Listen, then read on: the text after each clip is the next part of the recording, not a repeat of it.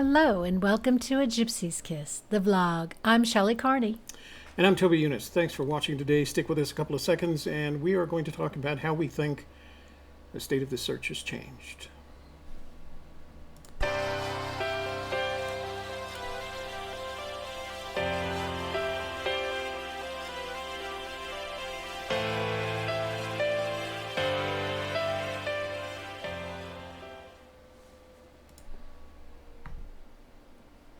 Oh, and we're back. We are. So let's get started with some housekeeping. We want to give thanks to our moderators, Jimmy Fast, Joel Lewicki, Jason Eunice, and Brian Eagle. These gentlemen are in our chat room to make sure that everybody stays positive, friendly, and,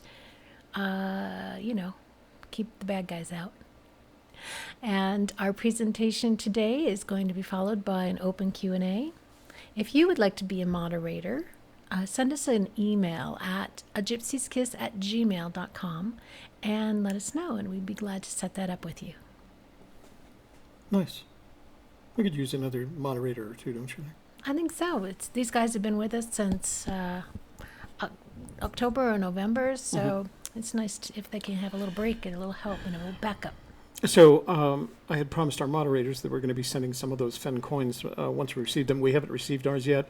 Now, they could very well be at my UPS address, and I haven't checked there since Saturday because I was busy over the weekend. But I assume that we'll have them soon. So moderators, please remember, if you haven't already, to send me your shipping address so I can send those off to you as soon as I get them. And then for today, I have some giveaways. And the giveaways include a... I thought you gave the bird away already. I had another one. Oh. Pajarito ornament from my son Jason. It's his original tin work. And then from Sean, we have a San Pasquale hanging. San Pasquale is the patron saint of cooks, bakers, and winemakers. Mm. That's appropriate. And then we have another copy of my Aunt Lucy's cookbook, Comidas de New Mexico, where she had documented all her New Mexican recipes in there. Best tamales ever. The family still uses that recipe down to my, not my grandchildren yet, but my children certainly use it.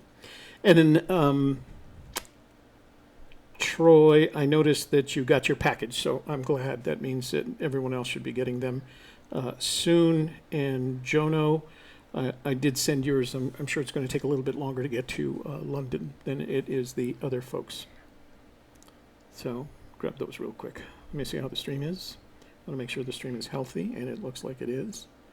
Hooray. And, I have to ignore that. That just drives me crazy. It always says it's bad when it's not. Lying. It's lying to me. It's lying. Okay, so anything else we need to talk about?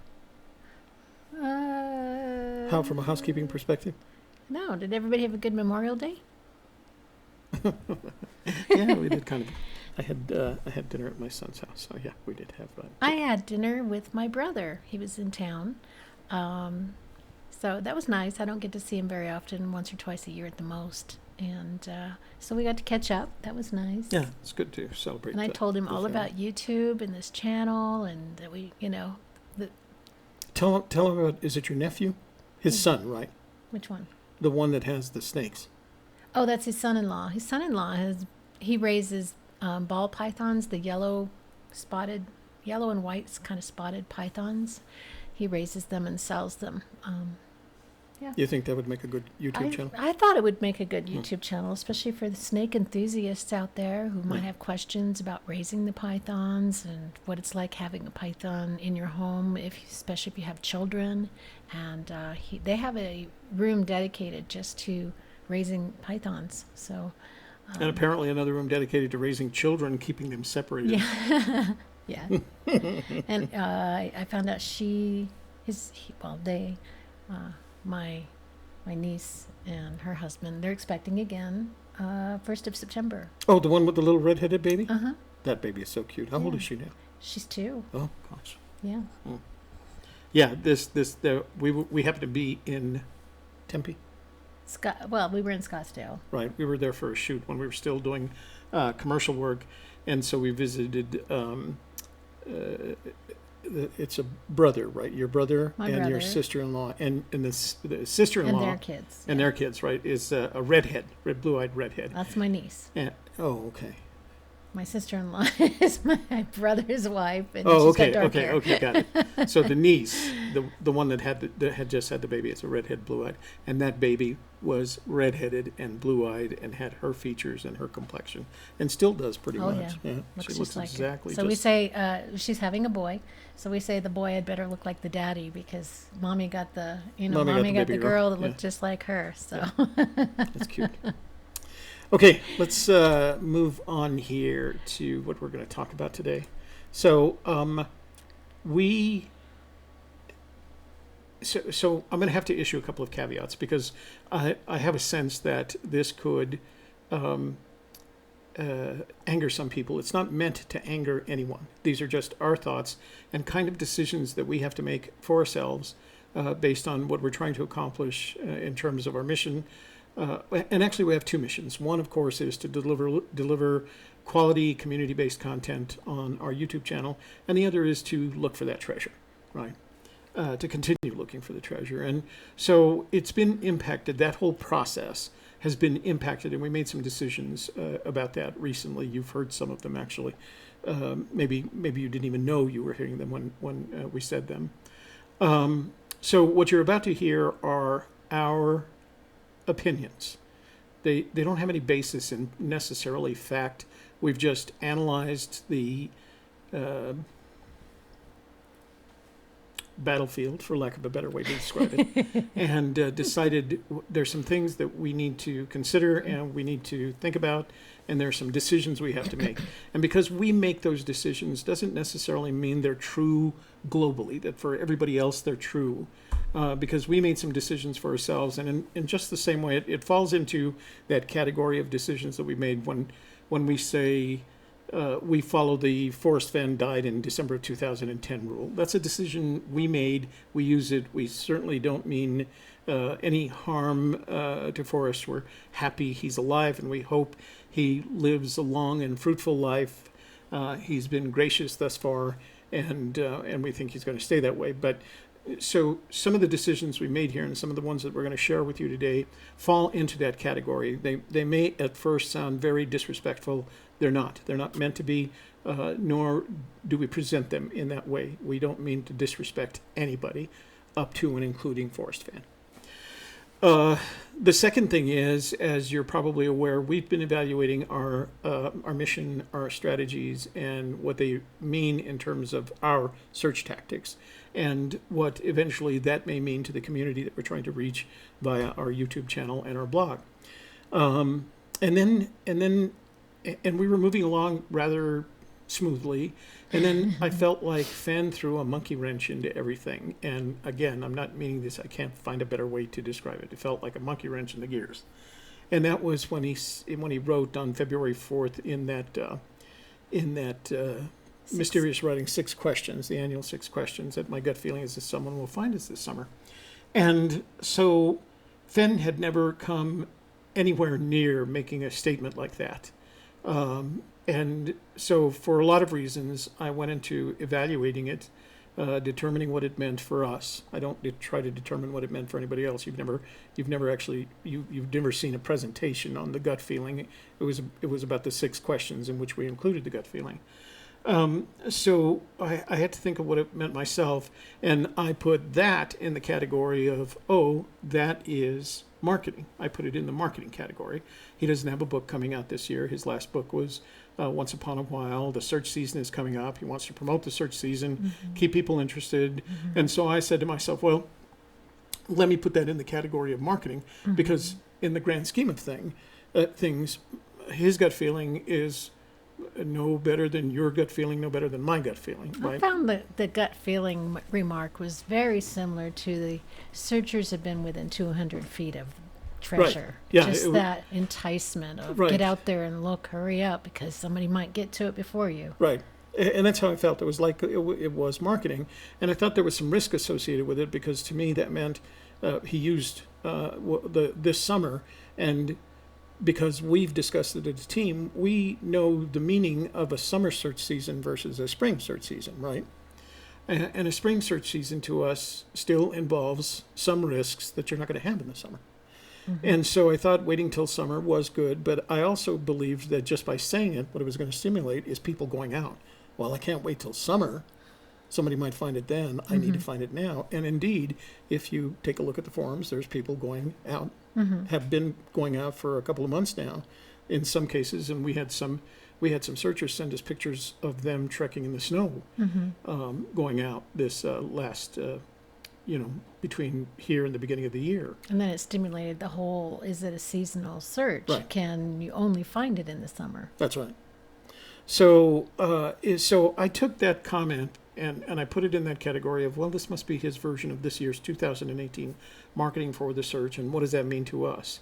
And then the topic of all those upcoming articles, the two major articles at least, was at one topic of conversation, and then the one that came out in the Train magazine in the National came out, and then there were a couple of others that came out online that had a very similar structure, so it looked like they just absorbed each other's content. We were interviewed by two journalists, one of whom was the infamous Ralph that Cynthia mentioned, that Cynthia spent a lot of time with. Both had spoken with Fenn extensively. They've had conversations with them. The sense we got was that they were both convinced that this was an interesting story to tell. And we wanted to offer them something different, something that was more in line with what our current strategy is. And I'll explain that to you in just a minute. But when we talked to them, when we were interviewed by them, we realized they weren't interested. They weren't interested in a different story. They had a storyline that they wanted to document, if you will, and the new storyline wasn't of interest to them. And we weren't offended by that. I mean, we didn't find that offensive. That was, they have a job to do. They're getting paid to do it. They were probably directed by some editor for their respective publications on how to do it. And they just wanted us to validate their opinions. Yeah, basically. exactly. That's pretty much what they wanted. They wanted us to validate what they had gotten to this point. They had made a point. One of them had made appointments with us to visit in Santa Fe, and he missed the appointment. And then he called and tried to make a second telephone conversation, and he missed that. And then we finally connected with him, and it was less than 10 minutes worth of conversation. And it was him asking questions that By then he'd already made up his mind Yeah. what he wanted to write, and that he knew where the treasure was. And So we had this other story that we wanted to tell, and after that point, and that's been about a month ago. So, and the two stories, I can assure you, the two stories haven't yet come out. The two, what is it, grand articles, or however they're referred to, have yet to come out. And is that Jason telling something? Oh. Have yet to come out. So we haven't actually seen what they're going to look like.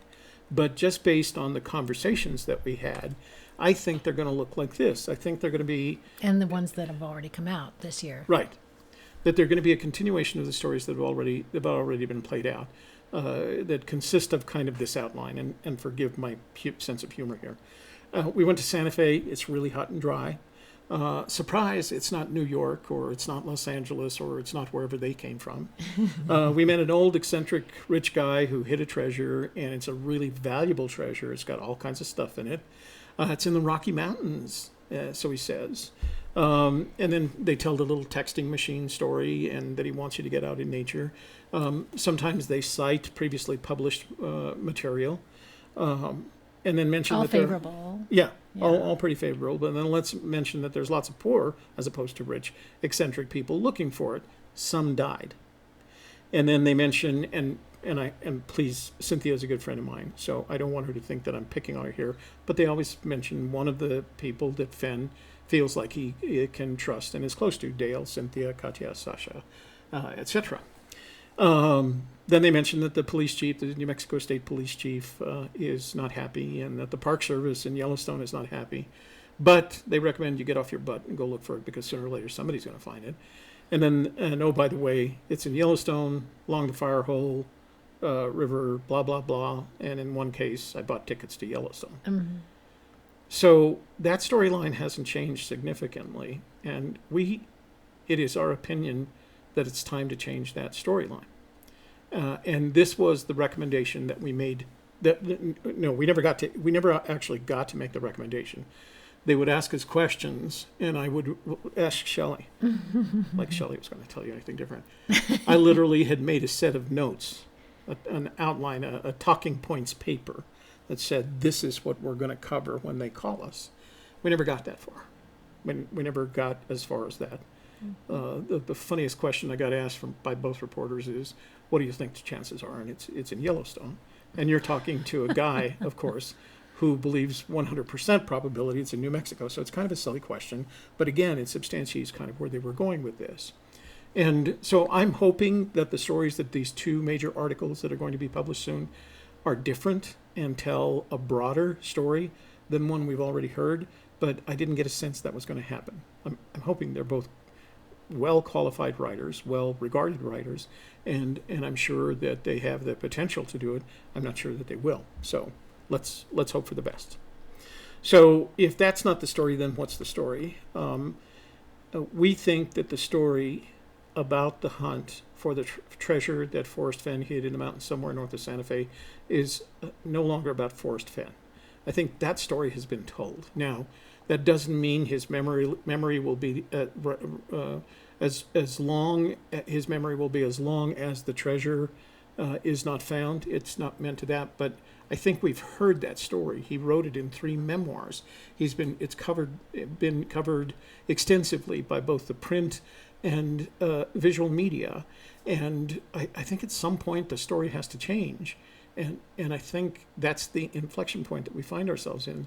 That part of the story is done. There's nothing new to be discovered as a result of it. He's not going to give us any other hints. He's going to play out the same set of clues that he has already, or he's going to throw a curveball at you. Once you read this Ralph's story and you look up his biography, this is a guy who shouldn't fall for, I just gave you a Yellowstone hint. He shouldn't, but he did. And I think that's the nature of this particular beast, is that if you spend enough time with Fenn, eventually you start thinking he's giving you hints, and he's not. That's not what he's going to do. And interestingly enough, in the Nightline story, Fenn said, I don't feel like I have anything to say anymore. And I don't think he does either. I think he knows that. I think he's said it all. So I want to hear a different story. This was like part 1 of maybe a trilogy, or at least a 2-part story. Now that part 1 has been finished, instead of, let's rehash it again and again, let's move on to part 2. So I always tell people who ask about their YouTube, about improving their YouTube, I remind them that every YouTube video has a beginning, a middle, and an end. If it doesn't have a beginning, and a middle, and an end, it's not going to get views because people are going to realize it's just one continuous story. So you got to have a beginning and a middle and an end. We've had the beginning. We've got that story down. Shelley and I believe we're in the middle story. Mm-hmm. And that's not necessarily about Fenn. And then there's going to be an end story, and that's not going to be about the people in the middle. That's going to be about one person, the mm-hmm. person that finds this treasure. Mm-hmm. So we're moving on. That doesn't mean we're not going to talk about clues and hints and things like that, but we're moving on to a different place in the story. We're moving on into the next part of that story. And for those of you that know anything about storylines, you know that 25% of the story is the beginning. That's how they make movies, right? 25% is dedicated to the beginning and the transition point. And then 50% is dedicated to, is the middle of the story. And it does this to you. It goes up like that and then comes back down, but it's the whole story is told. And then the last 25% is the end of the story. And so I feel like we're past the beginning, that 25% beginning, and we're starting.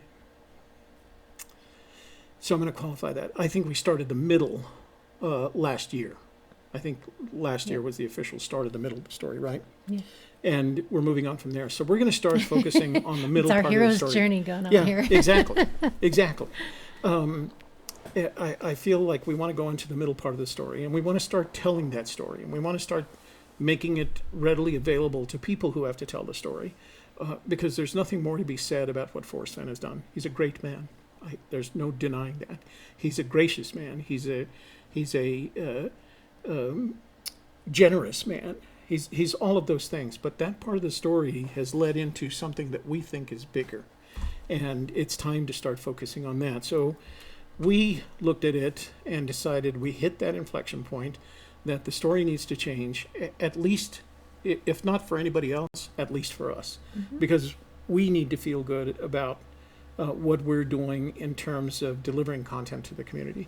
And so we've made a decision to start telling this new part of the story, the middle section of this treasure hunt, this infamous treasure hunt. There's a new story that needs to be told about the search for Fenn's treasure, and that story is based on these three interconnected principles. It's another Venn diagram, or as some of you like to call it, a Fenn diagram.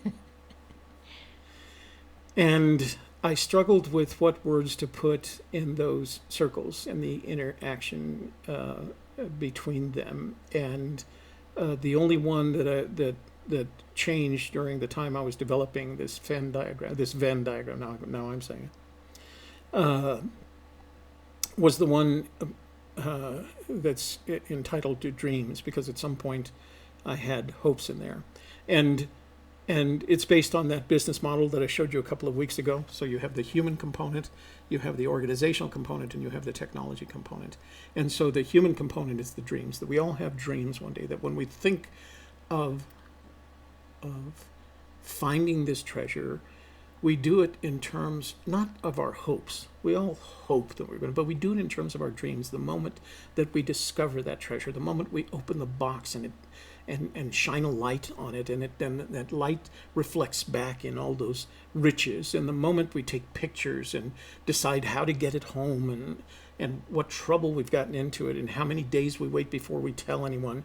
And then once we tell someone, the dreams of perhaps, being asked to develop a book project or a movie project, if that's what you want to do, or the dreams of somehow returning it to Fenn. There's people that dream of returning it to Fenn. It's not my dream, but that is a dream, or having it placed in a museum. So those are our dreams. We all have these dreams that enable us to justify the investment in time and effort of putting into the search. And what stimulates us to do that is the dreams that we have of finding and doing something, whatever it is for each one of us with that treasure. You're investing in something that you've always wanted.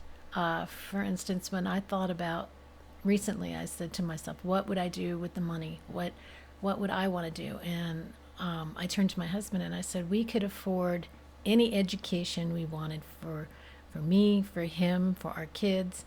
We could fund anything they wanted to do in education to get to whatever level they wanted. If they all wanted doctorates, we could afford that. Mm-hmm. And that, I think, was what was exciting to me, that it was such a, that this money could be turned into something so spectacular, Entertaining the possibilities is what we like to describe it as. And so that was the first part, what stimulated this. And then the second part was the community. Now, I'm one of those people that have heard a lot of crazy numbers about how many people are looking for this treasure. I've seen a number as high, and heard a number like everyone else, as high as 350,000. I don't think it's that high. I think that number is exceedingly high. I think the numbers could be in the tens of thousands, but I certainly don't think it's in the hundreds of thousands. It may even be less than that. But for the most part, none of these people are professional treasure hunters. They don't make a living at hunting and recovering treasures. They're people like us and you who have jobs and families and explanations to make about their craziness when it comes to this issue. And they make up the community, and there's a point at which they start wondering whether they're crazy. Certainly there's points at which their family members and and relationships start wondering where they're crazy. And so they're doing this as they're motivated by those dreams. And then the last piece of all this is the technology that makes it easier to collect the information that you need. If it wasn't for the technology, there would be no Google Earth, there would be no maps, there would be no conversations, there would be no forums, there would be no blogs. The technology is what enables us to interact with one another. So that's how we see it. And as you can see in all of that, how it looks to us, Forrest Fenn is not mentioned. It's about the dreams of the people that make up the community and the technology that they use to share those dreams, because that's what they're doing. And so we think that's the change in inflection point, and we think that's where the story is. We think that the middle part of this movie has now started, and the middle part of this movie is about you.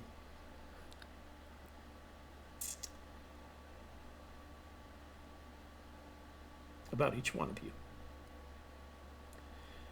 And Shelley and I feel like we want to tell that part of the story.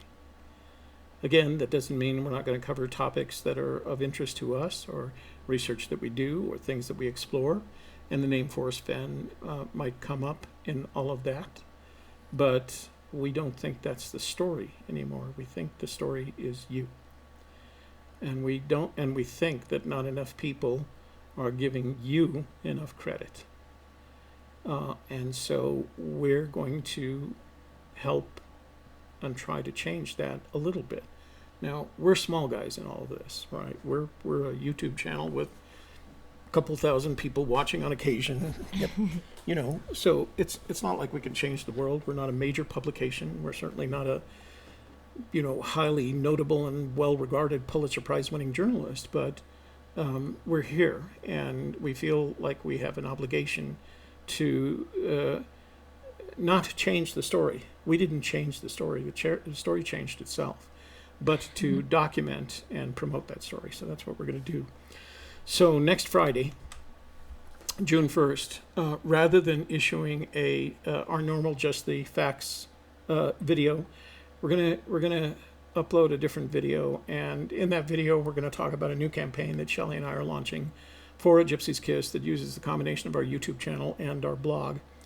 And we're going to have an individual questionnaire. It's a questionnaire that asks questions about you. It's not going to be personal. The most personal thing that you'll find on it is your name and what state you live. But we want to learn about things about how you got into the treasure hunt, what your expectations are, what you think you'll find, etc.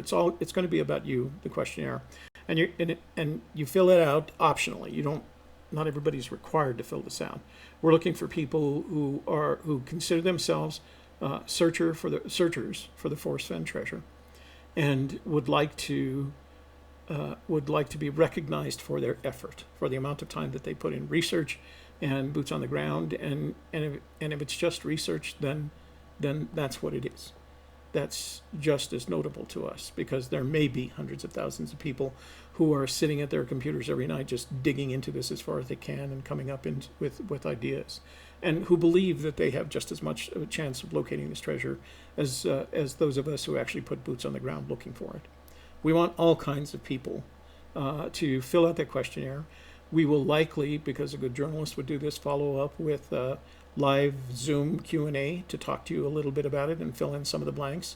And then we're going to dedicate a page on our blog to the searchers. And they're going to be sorted by alphabetical order, and we're going to add as many as we can.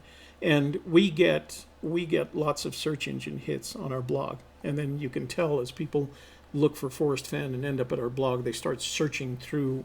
I want the people that come to our blog to know that Shelley Carney and Toby Eunice aren't the only searchers in this game, and that there's tens of thousands of us. And the more that we have up there, the more that they know about this and can communicate and interact with one another.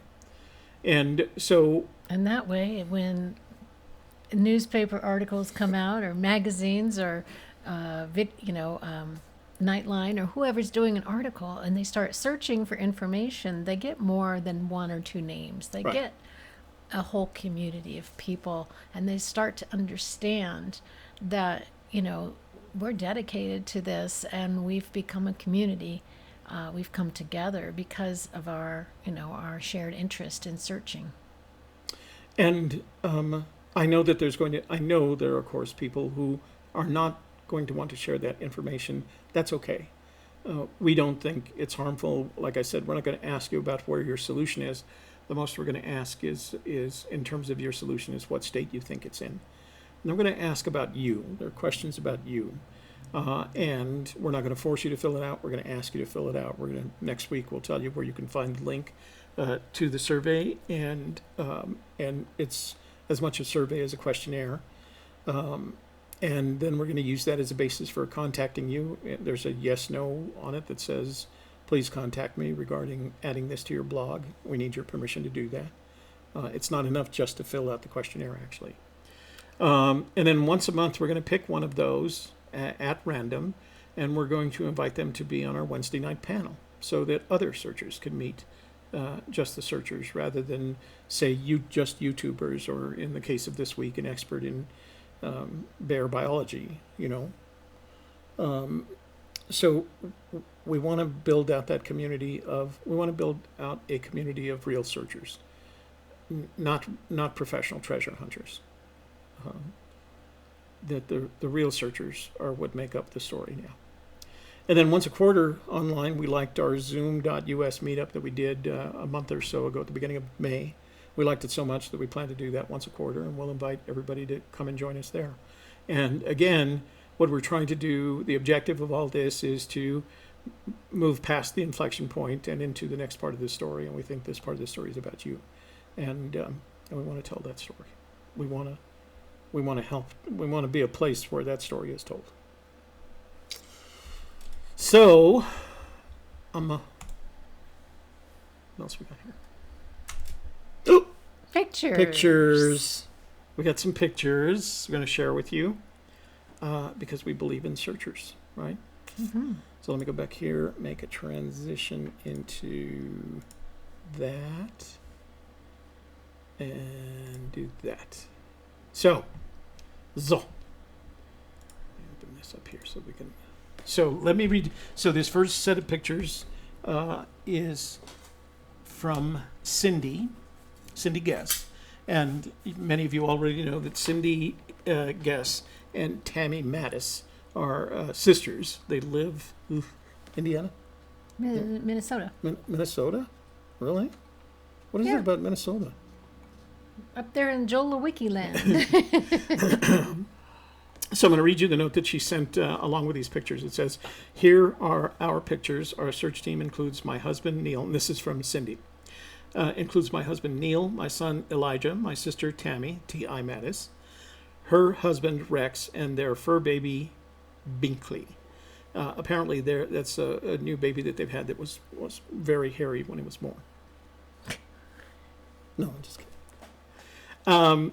We believe the treasure is in New Mexico. Well, I'm with you on that. The Valles caldera is very beautiful and fenny to me, but not easy to search. We have eliminated White Rock at Ghost Ranch. I like the Rio Chama, but that is not our current area. So let's go through her pictures that she's sharing with us. And this picture right here, to me, is like typical Rio Grande, northern New Mexico, or Chama, any of the what we call the gorged rivers, with a volcanic rock, the brown rock, the home of brown for some people, the brown rock and those wide open spaces, Scrub. and lots of scrub and lots of angles. I know some people don't find this very attractive, but to me, it's just beautiful country, mostly because it's different. And if you're looking at from almost any place else, it'll feel very different. Is she looking at a cholla cactus? Yeah, it looks like it. Yeah. So this is Tammy searching White Rock, and then this is the view from White Rock, and this is along the Chama River before it gets to the Abiquiu Reservoir. But again, that's classic northern New Mexico volcanic plateau scenery. Lots of scrub. So this is them at the monastery, and the monastery is called Christ in the Desert. Mm-hmm. And if you come from the southern and then western and then southern approach into the area, the Rio Chama area. Eventually you'll get to this Christ in the Desert Monastery. It's a beautiful monastery. You can't go any further by road. From that point on, it's private property. But if you happen to be in that area, make sure that you get to the Christ in the Desert Monastery because it's just beautiful. They have all kinds of events there. Are they growing wine? Are they growing grapes there? Oh, I don't know. Are they brothers? What are they? I think they're Jesuits, but I'm not sure. Oh, Jesuits were black. They don't wear brown, right? Oh, I don't know. I'm telling you. Because I would say, if they were wearing brown, they'd maybe be like Tammy, Bahama Brown. Maybe good point. So maybe Tammy can tell us what she found out. So this is them picnicking near the river, and I don't know what you can see, but that's that island in the background. If you look at our Rio Chama, that's not the same island, but there was an island that I sent my son Jason across the rip-roaring Rio Chama River, and it looks high right there. It looks high and muddy, so this looks like the spring to me. And that's her search team. Everybody in her search team, husbands, wife. I don't see the fur baby, but that's them, sisters Cindy Somebody and had to take Tammy. a picture. I think this. You know what that is? That's the selfie guy right there. Oh, I thought they had the fur baby taking the picture. Oh, I see. Yeah. So this is what it looks like in the Chama River Valley. That's very normal. As a matter of fact, if you've been up to what's his name, Desert File, the ranch that Desert File manages, it looks a little. I wonder if that could be it. Maybe they went to visit Desert File. I don't know. That's the area it looks like. Mm-hmm. Then this is a suspension bridge that crosses the Rio Chama below El Vado, and it actually a lot more stable than it looks. And I'm sure she says there's no place for the meek. And it actually one of my first recon, which was along the Rio Chama, it was also my no place for the meek, because it's a pretty interesting walk. Wibbly wobbly. Yeah, it's wibbly wobbly, but a lot more stable. It's actually, like I said, it's a lot more stable than it looks. But it's it's about a mile down from El Vado Dam, I think, and then right below the Cooper Ranch house where, and this is how you end up there. There's a little ranch store there because they serve tourists and rafters and campers in that area. So they have a little store there where you can buy sundries. And in it, they have, and you can search this if you look for the home of the biggest brown trout or something like that. You'll come up with a Cooper Ranch store, and it has I don't know, 38 or 39-inch brown trout that's been preserved, mounted. And that's everybody's. If you're in New Mexico, that's pretty much your first home of brown, and then this is your no place for the meek, et cetera, et cetera. Now the problem with this area, as I said in one of our earlier videos, is this. Although there's a strip of land on the other side that is public land, it turns into the Jicarilla Apache Reservation real quickly, so you have to be careful of where you're stepping on the property. But it's very beautiful, very different. The fishing is, there's better rafting, I'd say. If I was a rafter, that's where I'd go. It's not the greatest for fishing at this point, but lower down. Where it widens out a little bit, but again, it looks to me like it's running. That looks like spring runoff time as opposed to late in the summer, where it's a lot lower. We get our Albuquerque gets a lot of its drinking water from there, by the way.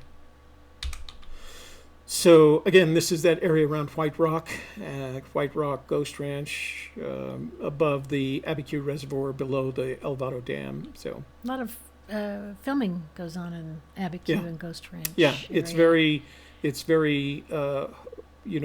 cowboy western looking up there. My grandmother's side, my grandmother's side of the family comes from up there. The Espinosas are from Abiquiu. And then this is a view from somewhere on the road. I think that's 84, 285. What is that? Around Ghost Ranch. If you wait till, if you have a sunny day and it's sunset, the colors that come off these mountains are blazing. I mean, there's reds and yellows and oranges. This one's a little bit more subtle because it looks like they had a great day, but it's a beautiful country and it's very photogenic. That's around the Ghost Ranch area. And then they did go to visit the Valles Caldera. Now, who was it that shared their Valles Caldera pictures with us that looked a little bit more autumny? These, again, look spring. It's beautiful in the spring, and you have two things. You got that green grass, wide open spaces, and you got thunderstorms, afternoon thunderstorms. So you have to deal with that. But again, it's although and she said this in her note, it is fenny. It's just because it's green and because it's mountainous, because there are coniferous trees. It's just hard to search. There's no real point to start. You end up it's a great place for a hike, and if you can get one of the lottery tickets to go fishing in the waters inside the caldera, it's a great place to trout fish. Can't keep any of them, but a great place to trout fish. And this is the team. Oh, there's the fur baby. It is a little tiny little munchkin, huh? Yeah. So there's their team. Made a family effort of it between the two of them. Made a trip out to New Mexico. Probably learned a lot about New Mexico, and seems to have had a good time. So thanks, you guys, for going out on the search and for visiting New Mexico while you were here. We hope you enjoyed our state. We certainly do. Then I got these from Bill Kaiser, and I'm going to read his letter as well. I wanted to send my pics for my first boots on the ground. I have been in the Fenn hunt for a few months now, and maybe that's pretty courageous. Made my first boots on the ground hunt a few weeks ago. I was in Colorado, and I got this about the middle of the month. So this was around the end of March, the beginning of May.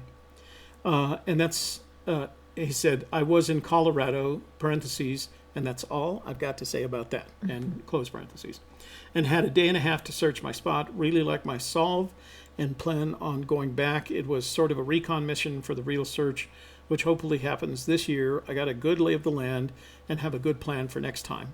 This experience for me was awesome. I went from a guy with a desk job to a guy with a backpack on and walking 2.5 miles into a canyon by myself looking for a treasure. Hopefully you took the security measures we suggested in one of our most recent videos. I didn't find it, but that doesn't mean it's not there. See, that's how we end up looking in the same place 20 times. We just missed it. It's there. We just missed it. I didn't find that. Doesn't mean it's not there. What I did find is a place that I want to take my family to for years to come. Thank you for all you guys do. I recently started watching and comment. Okay, well, that's just about us. So, Bill, thank you for sharing your pictures. So I'm going to read these. I didn't get them in a particular order, so I'm just going to read them the way he labeled them. This is the start of being alone and brave. And yeah, see, there's the trees haven't come out for the spring yet. So beautiful. So he's not sharing locations here. That doesn't look like any place It's pretty deserty looking. Yeah, it looks more like it's in the San Juan Valley, maybe upper Rio Grande. Well, for Colorado, it must be very southern Colorado. Yeah, it's definitely southern Colorado. And then sightseeing after no gold found. So now he's just looking for things. Oh, I've been on a bike road like that up there. More views of these mountains. So this looks more like the Rio Grande Valley in Colorado than it does like the Arkansas River Valley. Mm-hmm. He said this is the first. Let me go back. The valley. Okay, so this is the first elk I have ever seen. Oh. And if you're up there at about the time of the year, they're moving around a lot, and sometimes in huge herds. There's a couple of videos you can find on YouTube of elk crossing through, I don't know, Grand Junction or some small town in Colorado in the mountains like that, and it's literally this herd of 1,000 elk going through town as they're getting from one grazing area to the next. And this was actually the first picture he sent, the Rocky Mountains. This is when you're making that trip, Denver, and you're going, if you land in Denver and going west. That's how they look. And they can be really intimidating because, as you know, there are 52 mountains over 14,000 feet in Colorado. So they can be pretty intimidating. I got to climb 38 of the 52 when I was there. In the canyon, he says. So, and these last couple of photos were from Jonathan Jones. Jonathan's in the UK, and he found, he didn't say where he found it, but he discovered this little pamphlet on Yellowstone that was published in 1958. And he shared it with me, and he only shared 2 pages, but he asked if I wanted all the other pages. He wanted to scan all the other pages, and I could put them on my blog if we wanted to. Hang on, I'm going to switch over to OBS for just a second, make sure they're seeing this okay, yeah. That I wanted to. So let me know if you guys have any interest in seeing the rest of this pamphlet. It's effectively 60 years old as of this date. So I thought it was very kind to do this, but I thought what was really neat is the picture in the middle of all of it is Yellowstone National Park. And what he noticed about this particular map of Yellow, and we'll put this up on our blog so that you guys can get access to it. Can I have a drink? I didn't grab a water bottle. Just give me a little sip, sorry, my throat is dry. So it's this 60-year-old map of Yellowstone, and what he noticed is that there were locations on this map that are on not on today's maps. So we thought that might be useful to some people who are looking in the Yellowstone area. It's kind of a cool map, very good with the topography. What's that? Shoshone. Shoshone with an E. Look at you, smarty pants. So, and the Teton, the French. Oh, Only the French could name mountains after body parts. really? Only the French? Yeah, the French. Well, that's why it's Teton. Teton. That's a French word. So Okay. I think that's all. Oh no! So these were these are a John couple of Bobbitt. photos from John Bobbitt, and this was his early spring recon. I didn't get it. That's a lot of snow there. When he sent them, he didn't send a letter. But it looks to me like John's taking this seriously because these were done in early spring this year. And I think he's mentioned that he's searching in Colorado. So that's why the ATV and the snow, but it doesn't look like that stopped him. So he got to this point where there was no snow and had planned on making the water crossing, obviously, because he's got his boots on. Let me see what else. And then he got a picture of a ram crossing the road. So that was from John. Those three were from John Bobbitt. So Very cool. thank you. Let's see. Thank you, Bill, John, Jonathan, or Jono, and is it Cindy. Is it Cindy or Tammy? Tammy. Cindy sent them. Okay. Oh. So thanks you guys for sharing your photos with us. We truly appreciate it, and we hope that everybody enjoys looking at some of these photos. And if you have photos of your most recent recon, please feel free to send them to us, and we'll package them up and share them with other folks as well. So I think that you might, just enjoy that. You can send them to gypsieskiss@gmail.com. So let's go back this direction. So let's get into chat. I'm sure there's a lot to talk about. Remember that at any time during chat, you are free to use the super chat button, which you can find down at the bottom of the screen. It's the thing that looks like a contemporary $sign. Click on that, and you can use that to donate to our project so that we can continue producing quality content for you. Okay? So let me see. We need to turn that. I'm going to switch over to full screen, and then we'll go over to chat. Okay? Do you feel like you're flying in an airplane and Toby's the captain? He's going to tell you about every little thing he does. Just hold on, ladies and gentlemen. We're going to make a little turn to the left here. Okay. Make sure your seatbelt's fastened. Sure, your seatbelt's fastened. I should have one of my pilot shirts on. Okay, here's your chat window. Open that. Flight attendants will now read the chat to you. I wish I could adjust this Chrome screen so that bar was brighter. Bar. Oh. Go to there. Oh, there's T.I. Madison. All right. Well, let's get started with people in the room and saying hello. Joel Lewicki, greetings from northern Minnesota. Cindy Guess, hello. T.I. Mattis, hello. While you're doing that, I'm going to get a water bottle. And Scott K, highly intrigued. Well, good. Why must I go? AGK, hello all. And Toby, thanks for the ornaments. They came today.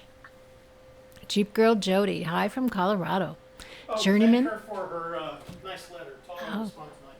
Jeep Girl Jody, Toby says, thank you for the nice letter, and he will respond tonight. Journeyman, afternoon from mid-Missouri. Paul Ammons, good afternoon. Sea Monkey Vacation, hello from Denver. I have a nephew in Denver. He works for the city of Denver. Civil engineer. No, he's a city planner. City planner. Mm-hmm. But he was, isn't he the one that was fascinated with maps? Yes. Yeah. Still is, I'm sure. David Dow from Seattle. Steve Gahagan from Rainy, Nebraska. Steve Smitherman, hello. J-Ra from Colorado, Brent Zunker from Texas, Belva Jenkins from Chattanooga, Tennessee, Susan. May I say something? Mm-hmm. Susan, I know you have had a rough YouTube week. Several things. Number one, YouTube provides you the tools necessary to protect yourself from trolls. Number two, don't debate the trolls. Ignore them when you can. And number three, watch that video that I put up on how to control the trolls so you can see the tools that you have available to you, and eventually it all goes away. They leave you alone when they realize you can do something about it. So I know that you've had a kind of a rough week this week YouTube-wise, but I don't want to see you leave YouTube because everybody has a purpose and a reason to contribute, and you just need to learn to control them. So watch that video, and that will help you, okay? All right. And that goes to anybody who's out there who's being trolled. Yeah. You know, starve the trolls by ignoring them, and they'll Right. die. Trust me. Why must I go? Jason, the ornaments look great. Very nice. Rick Plank, hello from Cincinnati. Jeremy Milstead, hello. Goldilocks from Boston is here. Deborah Jensen, hi from Nolans. And thanks. Jason Hilgerson, hello. J. Purd, or J.P. Erd, I'm not sure. I'm going to go with J. Purd. Actually, it's H. Purd. And her name is Holly. Oh, Holly. So Okay. she, Holly she Purd. mentioned that at one of the other YouTubers. All right. Looks and sounds great. Joel Wiki. Stream and sound are great. Yay! Thank God. Did you upgrade? I ordered it. Yeah, I ordered it, but they can't install it until Wednesday. See? So we're One still day on is horrible, Comcast. and then the next day is great. Yeah. $10. Where? Oh, That's from Bill. I recognize the Bill Cross. keep up the good work from Bill Cross. Thank you, Bill. We Bill will. from Thank you very Texas. much. We appreciate it. All right. I need to bring this chat Scroll up. down. Okay, to Joel Lewicki. Mm-hmm. And Samuel Smith, hi from high atop Walden's Ridge in one of the greenest states in the U.S. Deborah Jensen, pythons. My kids had a python even when they were young. Mm. Edward Owen from Idaho. Jason's here. Jason is here. Hello, Jason. Hi, Jace. Thanks for dinner last night. I appreciate it. That was a lot of fun. Alan K. from sunny California. Joel wants to remind Jason to send Toby his address so you can send him a coin. Jason Winter is here from Iowa. Kolaitos van Langeveld. Greetings from the Dutchman from the East. He has his own YouTube channel, but hasn't been externally. He did make the cut for the last set of search tubers, but he puts up some interesting material. I know he does have a YouTube channel. Okay. Jeremy Branson, hello.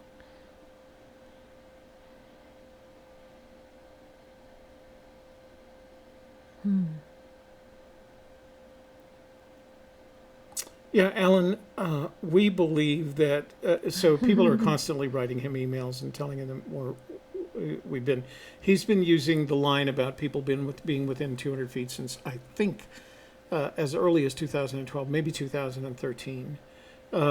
So I don't know necessarily that anybody's any closer than the 200 feet that he said. It could even be the same people, but it could be that the 200 feet thing is, well, let me go back. I don't know what changed. I don't know what changed, what the transition in his own mind was from there's people within 200 feet to there's people who, or my gut feeling is somebody's going to find it this summer. That to me was a really big jump. And that's when I started getting curious about why it was said. Let's see, we have 1061 Shot is here. Sea Monkeyfication is eagerly awaiting the Deus Ex Machina. Deus Ex Machina. We were talking about the hero's journey. And Oh, okay. he was waiting for that. The being saved by By the machine. By the machine. Because the machine is God, or God is the machine. All right. I'm at the bottom. Okay. Yeah, those are no fun. Just swoop out of nowhere and save you. That's no fun. Chuck Denny. Treasures not associated with the structure. Jay, Minnesota. High temps hit 99 here in Minnesota yesterday. It's only May. Lots of poem reading by the air conditioning. It does get very humid up there in Minnesota. She was kind of worried that somebody had found it. She saw for some reason, I must look really depressed when I make my, here we are the rest of the week, my lineup. Because her conclusion was that, oh crap, he was going to tell us that somebody found the treasure. Oh, you know why you look depressed? Why? Because I'm not here. Oh, You're it's all a alone. silly question.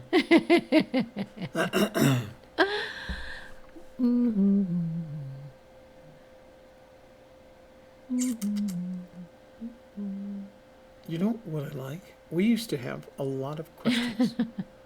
And Rich now Art is here. they don't have questions. They just have Take the chest to Vegas and put it on black. 50-50. Actually, it's not quite 50-50. I don't think so. I'm not after working that hard for it. I'm not much of a gambler because I'm like every quarter it's like, oh, you had to work really hard for that. Oh. DeCall Thomas is here. Hey, DeCall. Fossilman 123.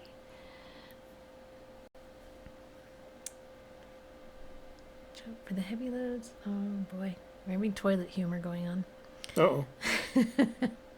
I have a friend who is a puppeteer, and he has a puppet whose name is Toilet Tea Paper. And needless to say, he does do some toilet humor.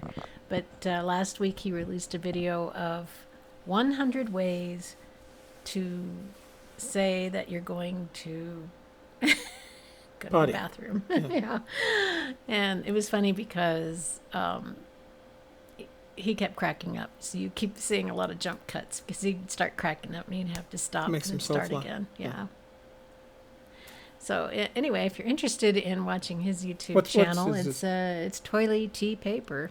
And the guy is really a great puppeteer. He makes a living as a puppeteer and has worked up to and including with the Henson. Henson puppeteers. He's really good. Yeah. And he's funny. He's got a very good sense of humor. Let's see. I wanted to pick up on something that Dr. somebody Brown said. is here. Hey, Doc. How are you doing? Somebody said something, and I wanted to address it. Let me see. Okay.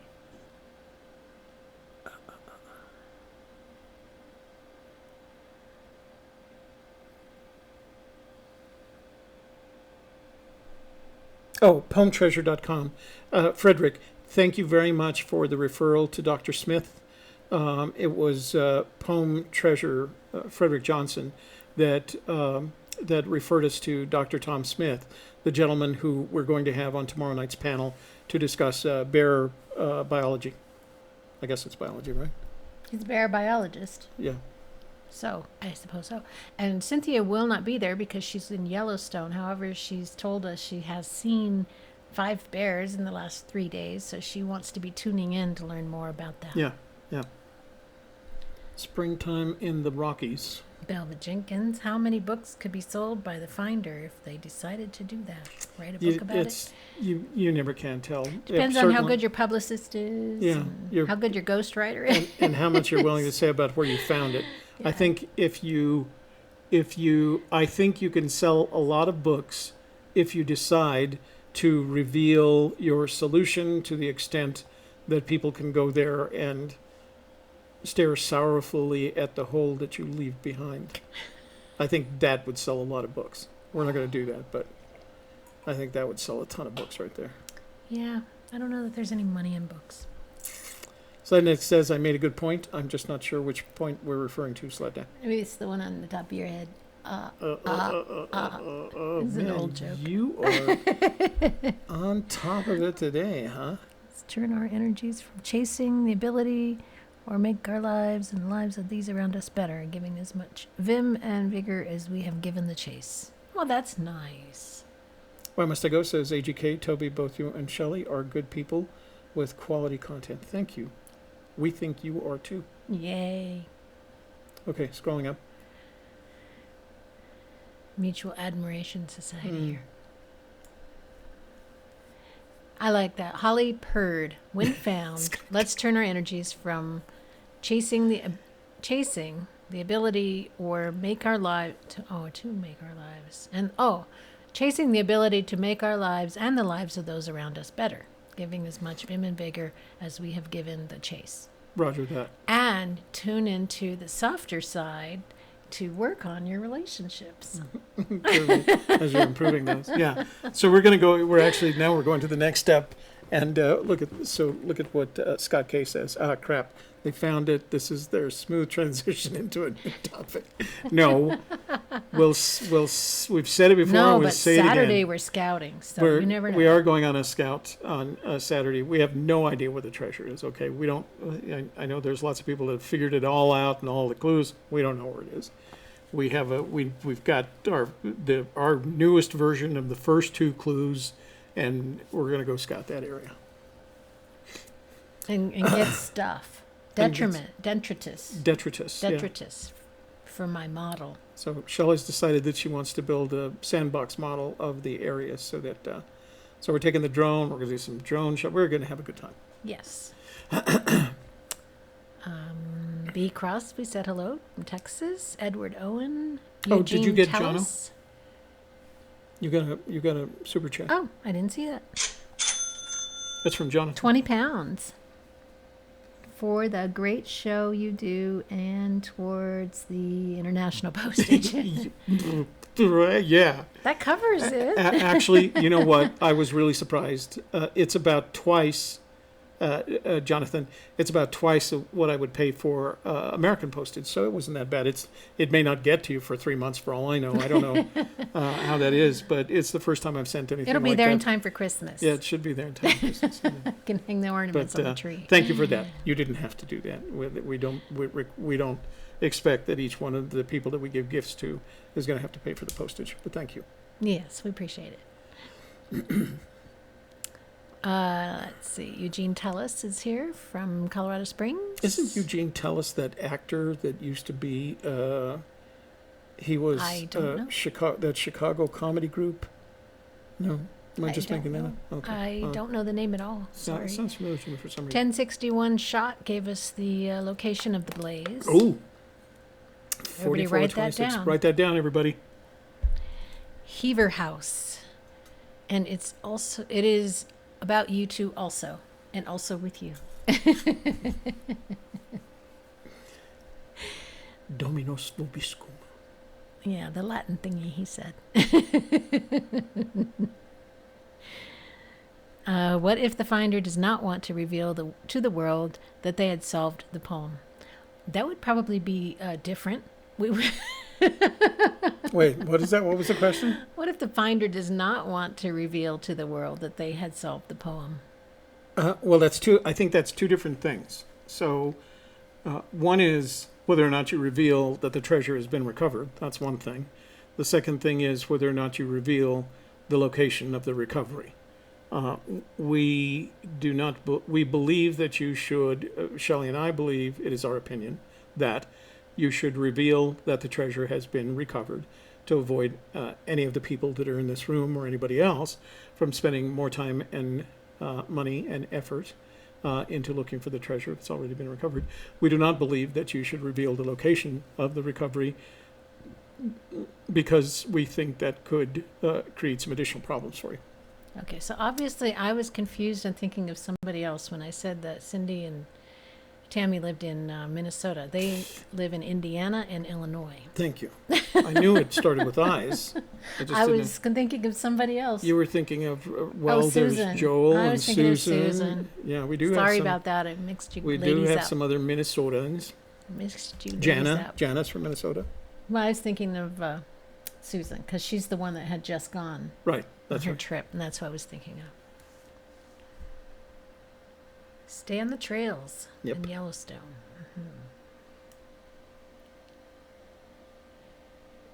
Is that a desert? Guys, think outside the box. Great ideas. You know, I love to share when I find exciting things. Jeep Girl Jody. So, were we going to show some kind of map or something you kept talking about? Yeah, I just did. That was the one from Jonathan Jones, Oh, okay. the Yellowstone map. Okay.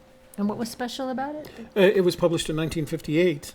And did you not pay attention to what I was Well, saying? no, but you said, and there's something special about it, and there was things on there that aren't on there anymore or something? Yeah, there are things on that map he noticed as he was reviewing it that are not on current maps of Yellowstone. Okay.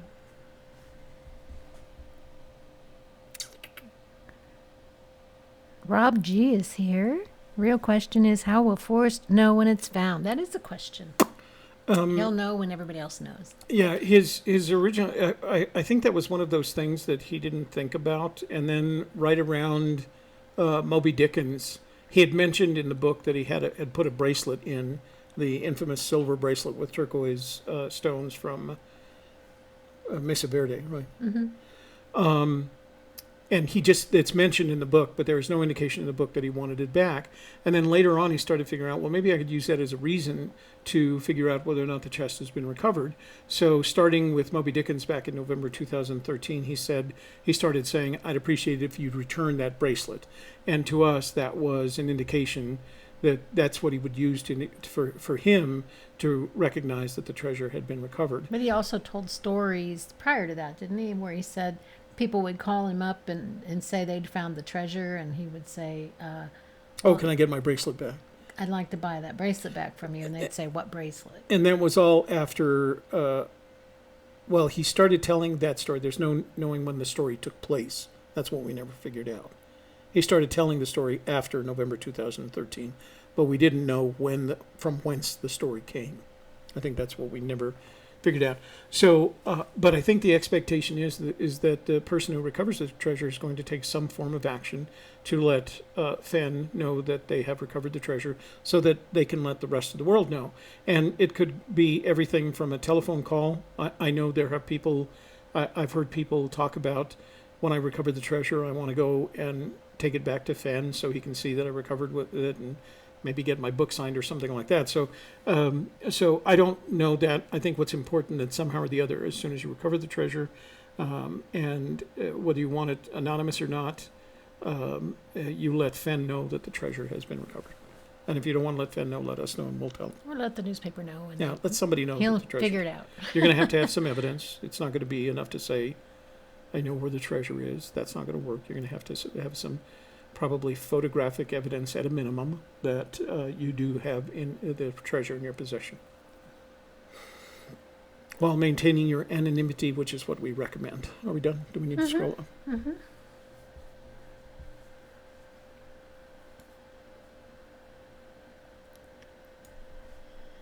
Cracking up about something. They're pictures, I'll bet. Oh. It's like, okay, I'm still waiting for a question for us. They're just talking to each other. How many searchers do you think actually go boots on the ground? Rich Ard wants to know.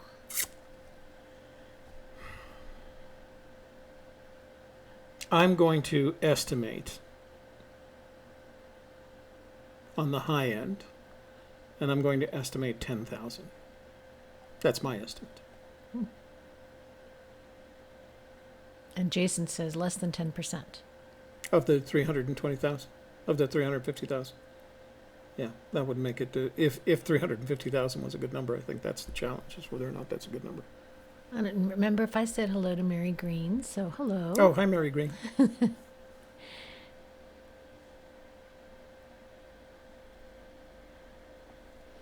So, let's see.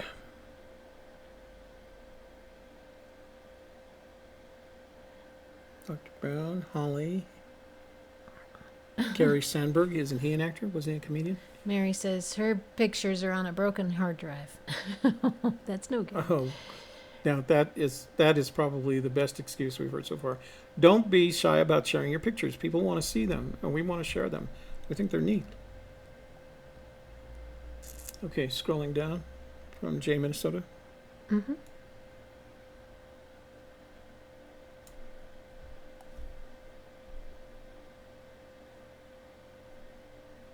Odious Soul is here. Better late than never. Hi, Shannon. We'll see you tomorrow night on the panel. She's one of the panel members tomorrow night. Oh, that's right. Dr. Brown.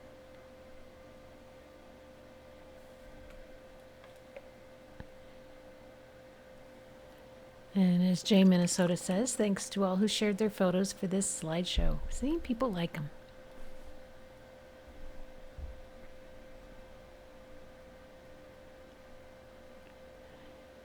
Scan the pamphlet, says Joel. Okay, Jonathan, I think let's scan the pamphlet and I'll post it to our blog. Eugene Tellis says, if anyone needs RV parking for a night while traveling through, you can use some space out back. Great view of Pikes Peak and the mountains. And there's the address. Is that his, is that where he's at? Must be. Wow, that was very gracious. Very generous of you, Eugene. Thank you for that. I'm going to share that with Bill Gorman. Mary wants to know if that was a pamphlet from archive.org. I don't know. I think archive.org just does PDFs. It looks to me like these photographs that Jono sent me are the photographs of the actual pamphlet itself, the physical pamphlet, the analog version of the pamphlet. And Mary, I didn't mean to imply that we had it. This belongs to one of the other searchers, Jonathan Jones. I think he's in the room today. He's from the UK. Mm-hmm. I'm done. Oh yeah, he did because he donated. Gave us some 20 he gave pounds. us 20 pounds. Yep, there it is. 20 pounds. Okay, so that just made me jump up. So now I don't know where I am. Well, we hadn't. Let's see. I need a rim shot for Toby's joke. Did you tell a joke? I don't know. I'm terrible at telling jokes. I only know one joke. It's the Pancho Villa joke. Do you want to hear it? No. Okay. Jason. Okay, I'm going to have to scroll down because I lost. Yeah, we haven't gotten to where we were yet. Keep going. Oh, we got to be up above Jenna those. and those. Yeah. Okay. Let's see. Oh, okay. Here's where we were. Paul Paul Wood. Okay, Hello. let me scroll to that one. Yeah, when you go to that when you go past the super chat, it just pops it all the way down to the bottom. Yeah, they get excited.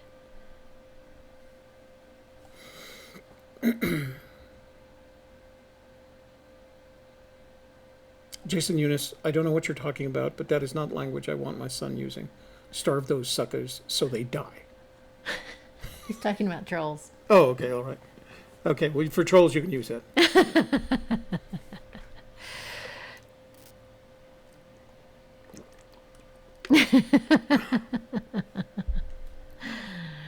Jason's talking about how popular the name Jason Michael is.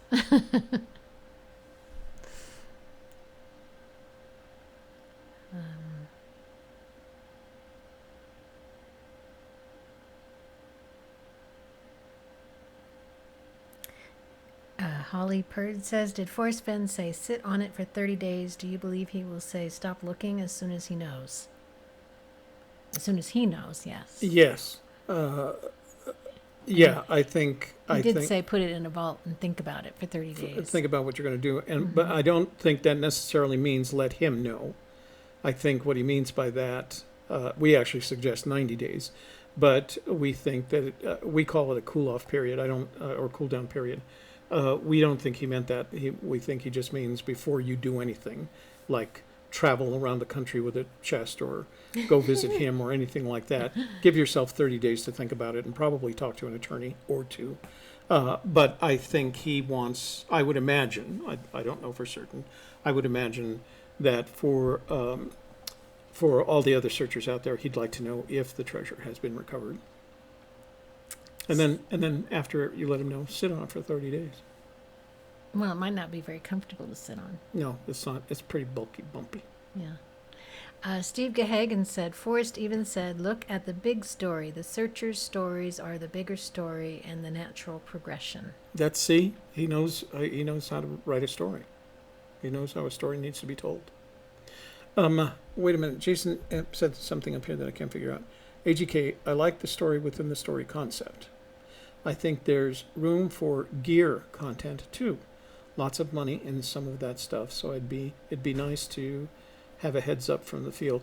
I think we're considering that because we just got our Amazon associate approval account. Oh, did we? So yeah, so I think what we're going to do is probably use the blog for that. That has taken us a long time. Yeah, it has been. We keep trying.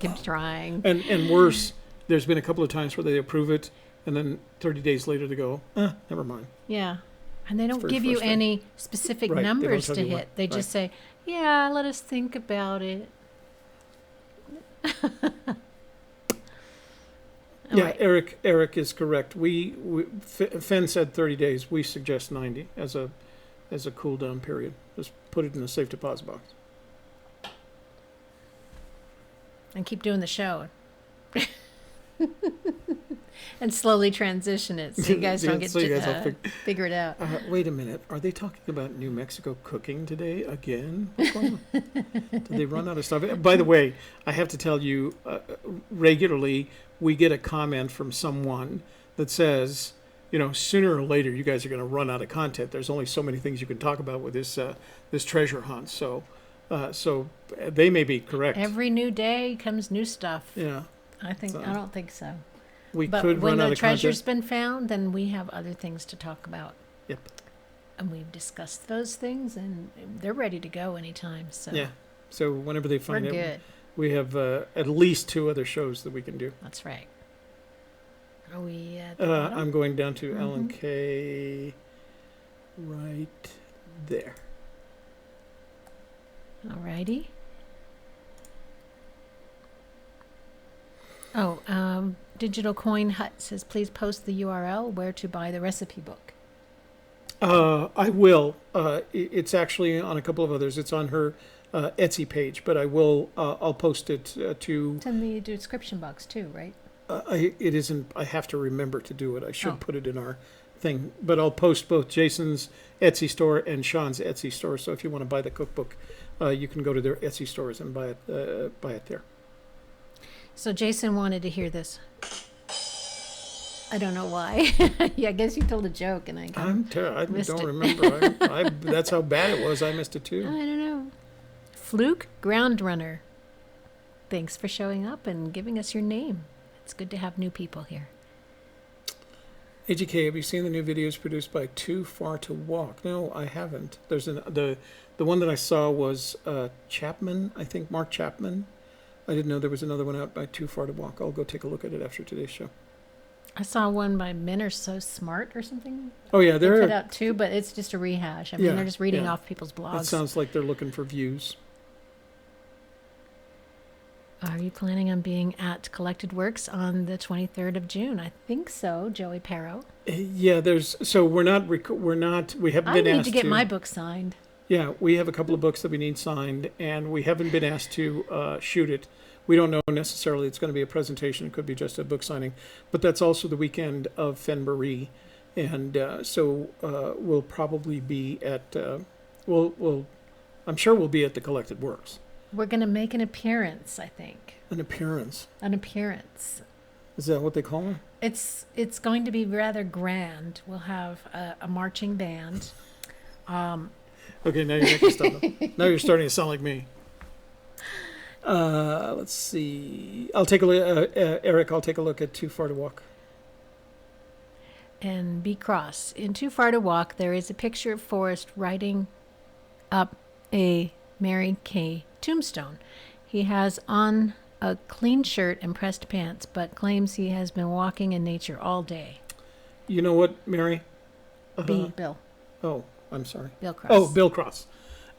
Bill, I put on a fresh, not starched, but pressed pair of pants and shirt pretty much every day, including when I'm in the field. And and they stay. But the shirt will get wrinkly because I'll have various jackets. I wear a vest, a photographer's vest over it, so it gets wrinkly.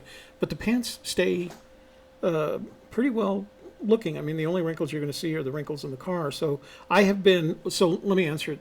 I have been fishing for an entire day, and gotten back into the car, and my pants looked, other than the wrinkles that you get from sitting in the car, pressed. Or the water that you walked Or through.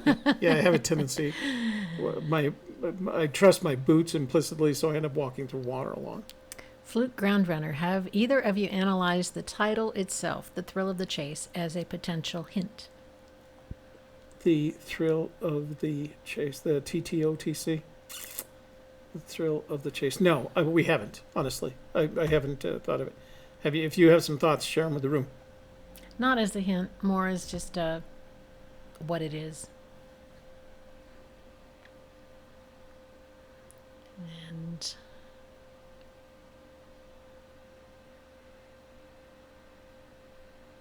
let's see. Jay Heberl? Is it Aberley. Lee? Aberley. Lee? 1. Unlock the clues that are scattered among these pages, and you can go home with a bronze chest. What are your thoughts on this quote in the front of the Thrill of the Chase book? Well, if you read the book and then read the poem, I guess it's obvious. It's a summation of what he tells you to do later in the book, especially a chapter that relates to the treasure. I don't know that there's. Are those written by? Is that written by Forrest Fenn on the jacket of the book? I don't know. I don't know either, but it does kind of point towards a key. You know, he talks about there's a key word, a word that is key. Unlock the clues. Unlock the clues. I don't know. Okay, well, But we're that going could to have just to put be some time like into another that. way of saying solve the riddle. Well, it does. He does use the word unlock. That's Mhm. an interesting turn of phrase, isn't it?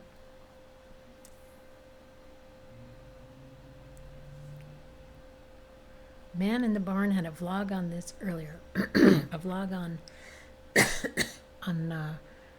the trilogy or the 3 parts of a movie. Bill, go back and tell us what the topic was of Man in the Barn's blog. Jeff Mann. Fenn has said the treasure is in a place no one visits. When researching your search location, do you consult geocache logs?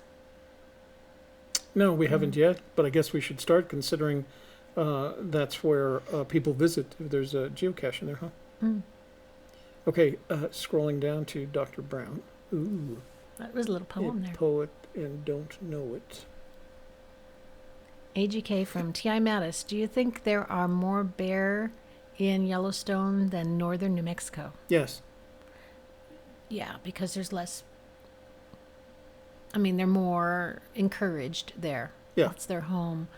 And the park rangers make sure that people don't bother the bears so they can continue to live there. There is an annual lottery bear hunt to limit the population in New Mexico. We don't have any brown bears. Well, all our bears are black, to the best of my knowledge. But yeah, I'd bet there are a lot more bears up north than there are in northern New Mexico. Yeah. There aren't a lot of unpopulated enough areas, in northern New Mexico to maintain a big bear population. Human populated. Occasionally you get bears wandering into town, even in Rio Rancho. We've had, over the past 10 years since I've lived there, twice bears have been spotted in Rio Rancho, which is weird because it's not even close to the mountains. As a point of that, look up the Smokey the Bear story. And I remember it was on Southern. This happened many years ago, but I remember them talking about it. Mm-hmm. And the bear was, of course, lost and confused. He was in a town. He didn't know his way around. He was in a city. And he's walking around, and he goes in, I think it was a medical center, and they had the kind of door that if you step on the ground in front of the door, it opens. And so the bear just kind of walks into the building, and they just scattered, and they were like calling, help, help, the animal control, and there's a bear in our building. And I think it was just a young, Curious teenager. teenage bear. Yeah, he was just lost. As most teenagers are. Poor bear. Poor bear.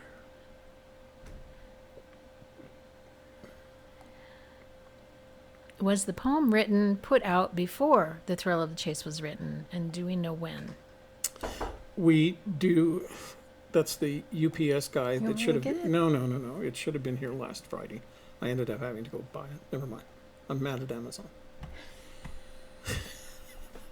We share everything here, don't we? I don't know. Let's see. Can we get back to the question? Gary Sandberg. Was the poem put out before TTOC was written? Yes. The poem was written.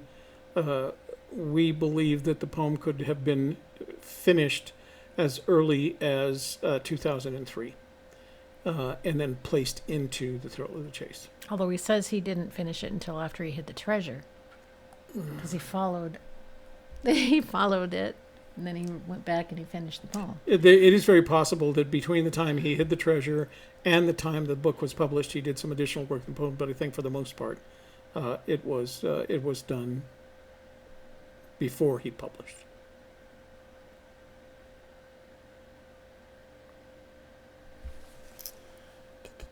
That's a Jason.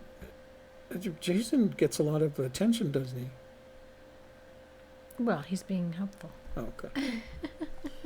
Let's see, Laura James. I'm late. A very important date. Hey, Laura James, you are here now. Thank you. And Paul Oder Rubikson. Hi. Forrest said, look at the big picture when referring to where warm waters halt. Could look at the big picture be said to all the clues? They are all just as physical.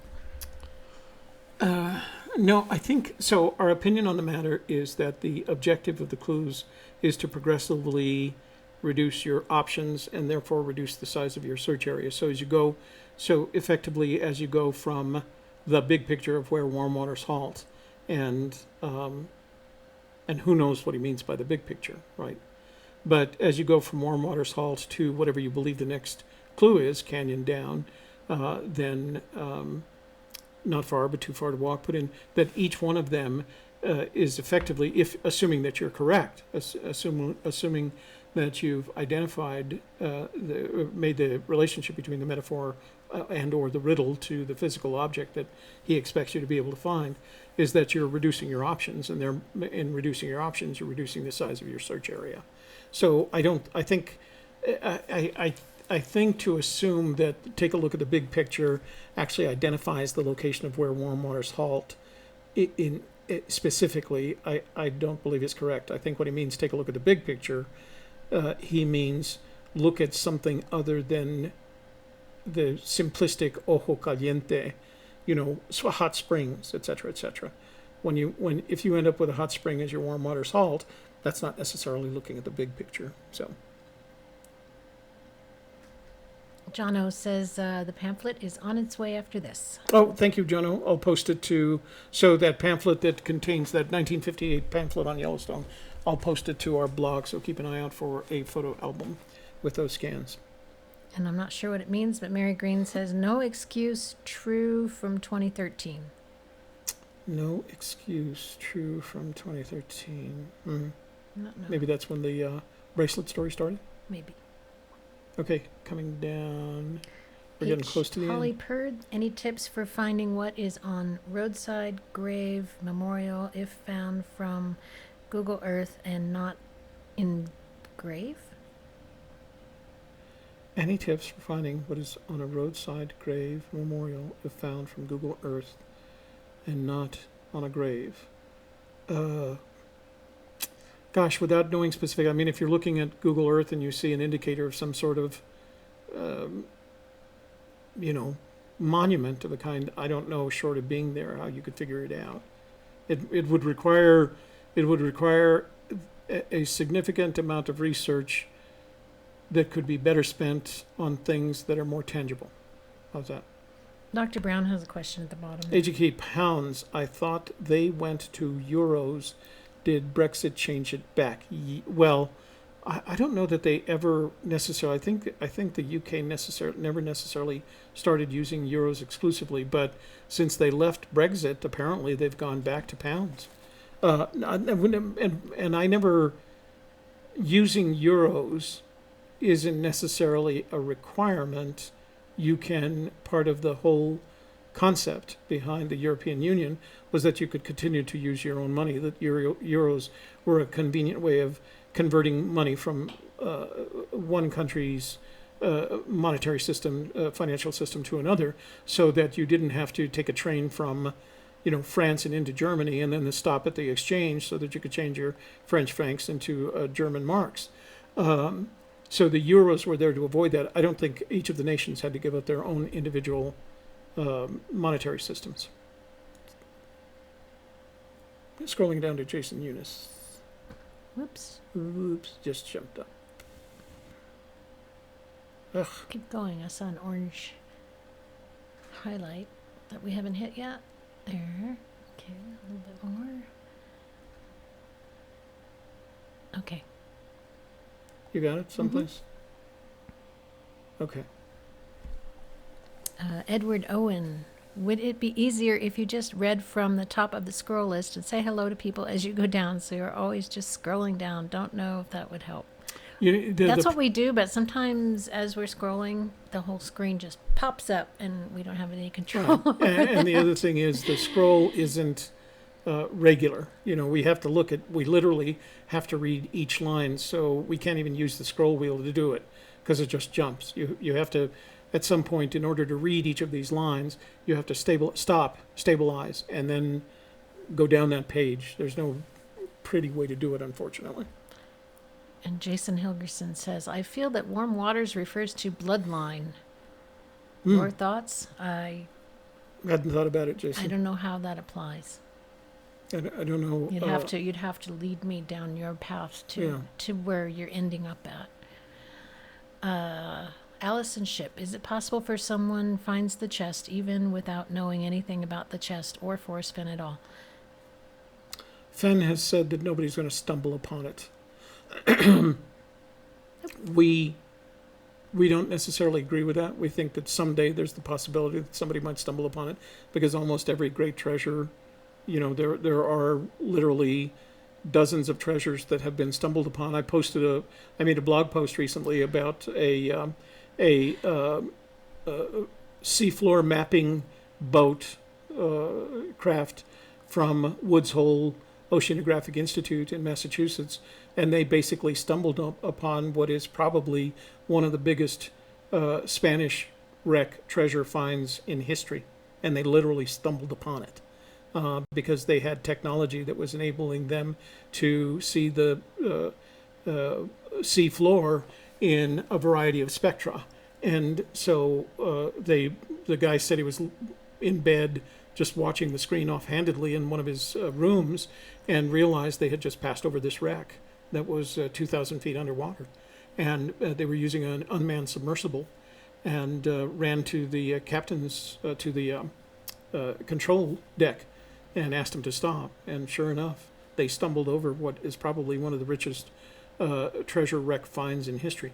So I think it is a possibility sometime in the future somebody might stumble upon it.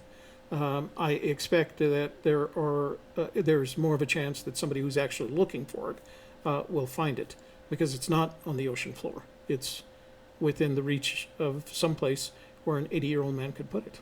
So. Cha-ching. From Dr. Brown, we have a super chat. Oh. The pound euro info will help his solution. Wow. And so he gave us $10. Thank you, Dr. Brown. Thank you very much. Thank you very much. Paul Ammons says, I think the month of June will be exciting. What's your gut feeling? Our gut feeling is we think the month of August will be exciting. We think the month of June is still too wet. So there. Take that. All right.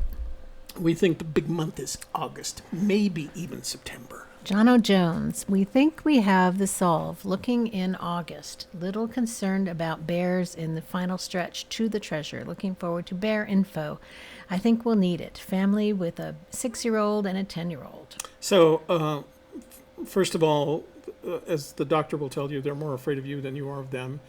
Secondly, bear spray. Thirdly, watch the panel show tomorrow night, because you should be able to ask that question. We're going to take, the format, we'll talk about this towards the end, but the format's going to be slightly different tomorrow so that everybody can get their questions asked. And I think what he's going to say is bear spray, bear spray, bear spray. That's what you think. That's what I think, yes. That's what you think. So, As you're going opposed on to- record as saying as bear opposed spray, to- bear spray, bear As spray. opposed to take your youngest, feed him, and then run.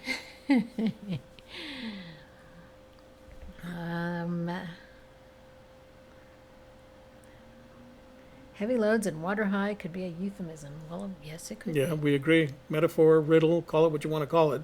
It isn't heavy loads and water high.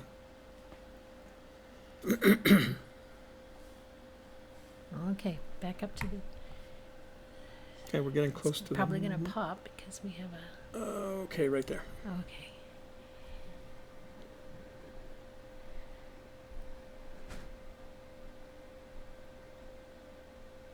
So the question is, from Allison Ship, are we spending time and money without being sure the chest is still there?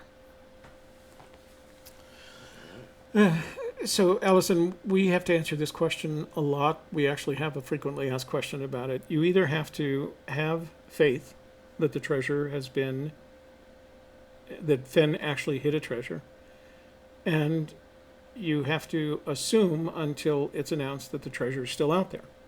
If you don't have, if you can't maintain those two beliefs in your system, then don't waste your time looking for the treasure. Because if you don't believe he hid it, you're wasting your time. If you believe that somebody's already recovered it, you're wasting your time. Our position is that we believe, for as eccentric and old coot as he is, we believe Forrest Fenn hid a treasure. We believe that absolutely. Because if we didn't believe that absolutely, not only would we not be looking for the treasure, we wouldn't spend 20 to 30 hours each week making YouTube videos talking about looking for the treasure. So we believe he hid a treasure. We also believe that it is in the nature of man, and I think Fenn believes this, that if they were to find a treasure of that size and visibility, if you will, that somehow or the other they would announce that they found it with evidence. So watching a YouTube video where somebody says they found a hole in which the treasure once was, that's not evidence to us. Evidence is a photograph of the treasure with a logo, with a recent newspaper associated with it, within the photograph. So that's evidence. So until we see that, we believe that the treasure is still out there. Now, I guarantee you, once someone announces that the treasure has been recovered and they provide evidence that they have recovered the treasure, we'll stop looking. We'll mope for a couple of, we'll open up one of those bottles of wine. And have a partay. I will cry. No, Shelley we won't. will, We have other Shelley stuff will to hug do. me, and we'll go on with our lives. Yeah. But we're not going to go looking for the person and try and get it back from them and stuff like that. So it's a matter of, and like I said, we answered this question in a frequently asked question a couple of weeks ago, and that is, you have to have faith. You've got to believe that he hid a treasure and that someone hasn't recovered yet until there's evidence. The only evidence that he hid a treasure is finding the treasure. Up until that time, it's circumstantial, and whether or not you feel like you can trust Forrest Fenn. We feel like we can trust Forrest Fenn. We're not asking you to do the same thing. If the treasure's been recovered, then I would want to see irrefutable evidence that it has been recovered, and showing me a hole where you think it was because you had the perfect solution is not irrefutable evidence. No, and I that's could why knock 10 that- different people have already done that. Right. So, But anyway, ooh, super chat from Holly. Bird. Holly Hurd. Thank you. Thank you, Holly. That was very kind. Yeah. Very thoughtful. And we believe also there are some very unique pieces within the treasure chest. So although you could probably sell the gold a piece at a time, if you were to try to sell any of the other materials in the chest, it would become known that those were from the That were treasure on the chest, so market. that it Yeah. had been found, and the word would get out very quickly. Gee, many Christmas. Oh, who's that? Paul Ammons. Ammons. Wow, you get a double cha-ching. Wow, 100 to 1. So what's the bet? So what's the bet, Paul Ammons, that you find it before we do? $100 from Thank Paul you. That was Ammons, very ladies and gentlemen. You have nice, made right? our day. That's very kind Applause of for you. applause. Thank you very much. And we want you to know that we put that money to good use. That helps us. Not only, I don't want you to think that we're taking all your money and looking for the treasure. We're taking this money and we're buying equipment. We're buying technology. We're finding things that help us make this a better program. And share them with you. And share them with you. Yeah. Yeah. So thank you very much for that. Yeah. We really do appreciate it. That's really kind. Let's see. Cindy Guest wants to know, can anyone attend? Oh, did he have a question? Or no, he was just saying. He was thank just you. saying Okay. thank you. Cindy Guest wants to know, can anyone attend the June 23rd book signing at Collected Works? Because, there were tickets the last time. But I don't think there's any... Since it's not, so I haven't seen that. I think the only way that you can find out is you end up having to call the do Collected you know Works. the hours of it? Because is it like an open No. house? No, Or? they haven't published anything. Okay. The first I heard about it was the lady that's running Fenbury mentioned it in one of her notes to us. But she didn't give dates or times. It's scheduled to be around the weekend that Fenbury is. It's that Saturday of Fenbury.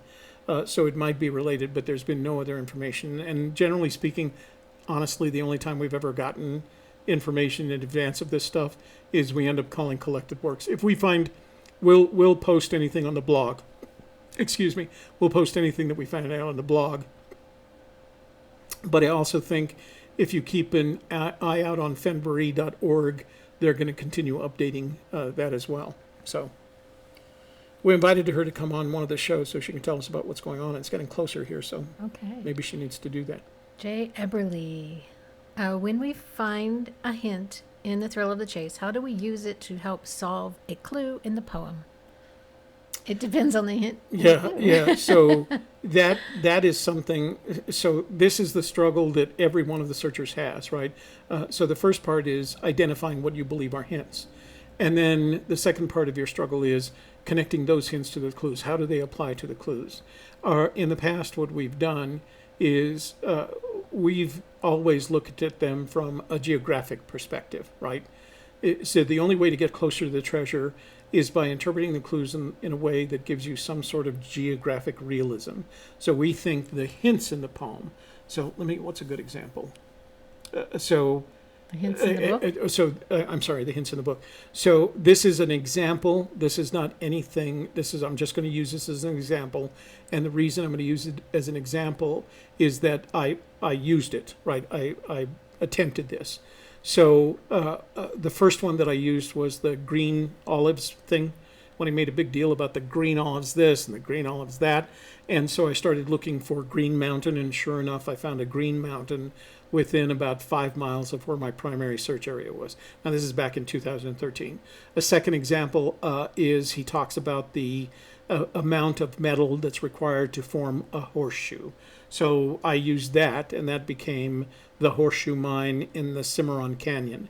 So I think the connection that you'd make is by so any hint is going to help you. We talked about the idea behind each of the clues is to progressively limit your options and at the same time reduce the amount of your search area. So I believe what the hint should do is give you some sort of geographic realism, reducing the size of your search area. So if you see, if you think the horseshoe is a hint and an aberration, then you look for the horseshoe mine, something like that. Those are just examples, okay? Dan K. Wait, Eric Schmidt.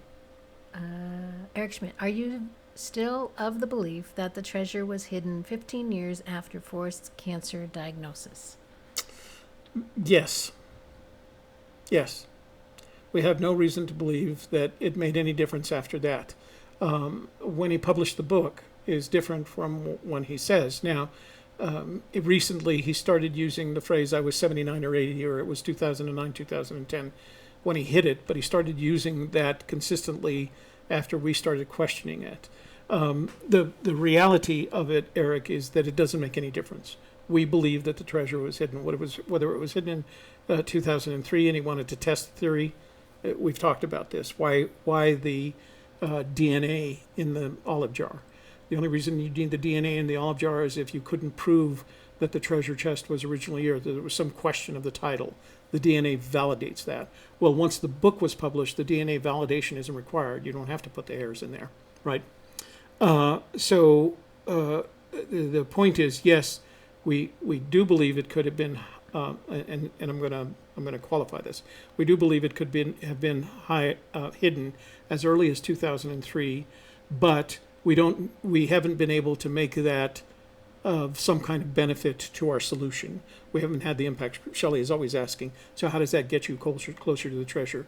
We don't know that hiding it in 2003 is a basis for us improving our solution. Obscenely. Jason. So Dan asks the question, but Eric answers it, but maybe you'd like to have a shot at it too. Dan K. Did I read or hear somewhere that Forrest liked metalworking or that he worked with metal as a hobby? Eric says he had a foundry in Lubbock, Texas. Yeah, he had a metal foundry in Lubbock, Texas, and he did practice some additional metal work when he moved here to Santa Fe. But I think he would model it, and then he would have somebody else pour the final product. But he did experiment with it when he was in Lubbock, Texas. Still in the Air Force, He I made guess. those bells, didn't he? That's how he made the bells. And the jars. And the jars. Those are his. Jason said, Toby was reading the poem to my daughters, and I was hoping one would just pop off. Oh, so the treasure is fill in definite spot obscenely clear to children. They were really cute. They're now, I think they're, let's see, so 6th grade and 5th grade. The two that I was reading it to, there's both older and younger than that. And I read it to them, and I read it in a very dramatic way. Begin it where warm waters halt and take it in the canyon down. And they listened very attentively, and I was like Jason. I was thinking maybe they'll see something that I just don't pick up. And their questions, interestingly enough, were exactly the same questions that anybody of any age to whom you were reading this poem, and they included like, I don't get it, I don't know, got me. Paul Ammon says, I believe Smokey the Bear was found by a ranch hand from Mountain View Ranch, once located in the Pecos Canyon in Taos, where I was this weekend. After a fire. It was New Mexico, right? Right, yeah, and it was after a fire. We also have a hot air balloon that flies at Fiesta. That's the Smokey the Bear. Mm-hmm. Okay, scrolling down to Paul, Mm-hmm. if we have to go that far. It jumped on me. Did go back up.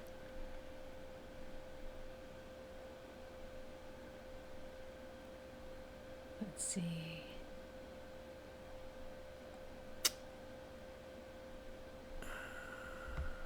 Rick Blight.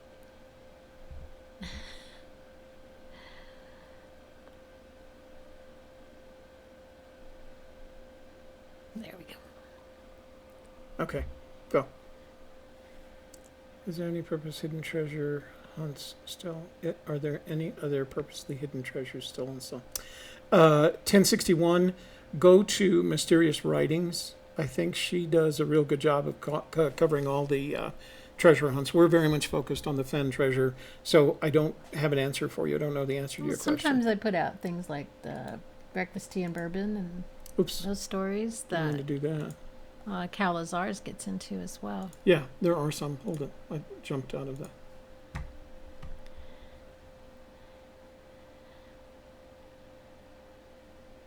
Pounds all the way.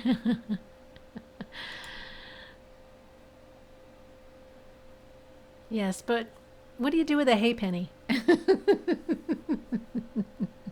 Or what's a pence? A tuppence. A tuppence. Tuppence is a 2 pence. 2 pennies. But what's 2 a pence? Is that a penny? He's a vice president. Will a halfpenny do? I don't even know where you are going with that. This is a song. Oh, okay. If you don't have a penny, a hay penny will do. If you don't have a hay penny, then God bless you. Oh, okay. It's a Christmas song. Let's see. I think it's under pine needles. Yes, Susan, I think you're right. I think it could very well be. And if it is, it's going to be hell to find because those dry pine needles are going to looking. Detritus. Oh, so Rick Plank says, I have better results by using the arrow keys. Okay, hold on. Let's see what that. That's actually not that bad. So here's the problem, Rick, is that we can do that, and the minute somebody does a super chat, it scrolls down all the way to the bottom for us. So not that we want you to stop doing super chat, but. Deborah Jensen says, didn't Forrest Fenn say we won't believe where the chest is hidden? I don't remember that, do you? We won't believe where it's hidden?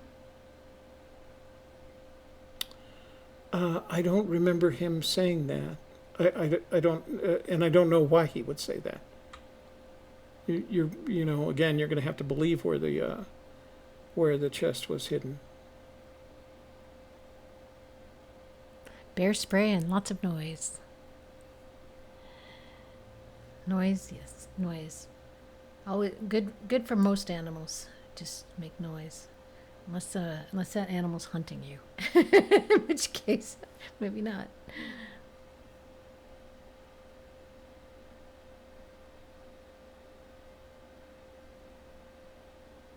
I'm at the bottom. Okay, so I'm going to try the scrolling keys. Let's see. Doop-a-doop-a-doop-a-doop-a-doop. Okay. When is the next episode of Hollywood Squares? Tomorrow night. Tomorrow night. We'll talk about it here in just It's a minute. mostly women. No, I'd say it's half and half, isn't it? It's 3 women and 2 men. 1, 2, Yeah. 3. Pam, two. Pam We still Chapman have- will be there. We still need one more. Ramblin' Pam. One more And panel member. who's the other one? Oh, Shannon. Shannon. Shannon is Sure. going to be with Odious us. Soul and Ramblin' Pam. And I'll be there. And you and Mr. Bear. Dr. Smith. Dr. Smith. Dr. Smith. Danger. Will Robinson.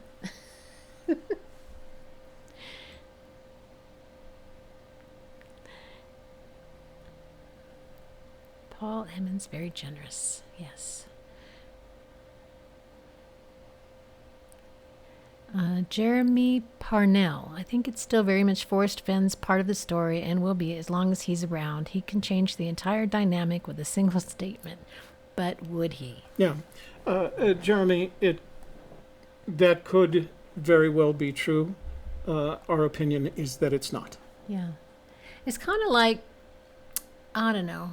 I can only think of the Disney Hercules where, you know, he received the call, and you don't see that stuff that happens in the beginning, that thing in the beginning that gets the hero on the journey. It doesn't repeat itself until maybe the end. But the God sending Hercules out on his mission. Once he's sent out, you don't look at the gods anymore. We're following Hercules. So it's all about the hero in the journey, the hero's journey. So Fenn is like the old man who says, go out there and find my treasure. And then the hero goes out and looks for it. And we follow the hero on that journey. We don't hear from the old man who hid the treasure again. That's how it is in storytelling. That's how it is in storytelling. Yeah. Yeah. It's if it's a story, if it really is a story, that part of the story is done. People are getting their coins. Goldilocks got her coins. I know. coins. I know. Shannon showed and that's hers. in Boston, I believe. Yeah. Oh, and Calazares is here, and he says all coins will be in the mail tomorrow, Oh. 1 through 600. We look forward to receiving them. I know some of the others have gone out early.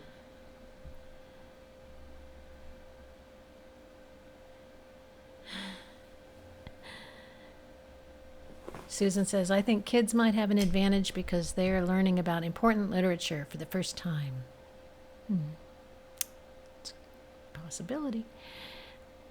Holly says, has anyone mentioned finding all the X in the poem? All the X's in the poem? Are there X's in the poem? No, X is one of the letters that wasn't used.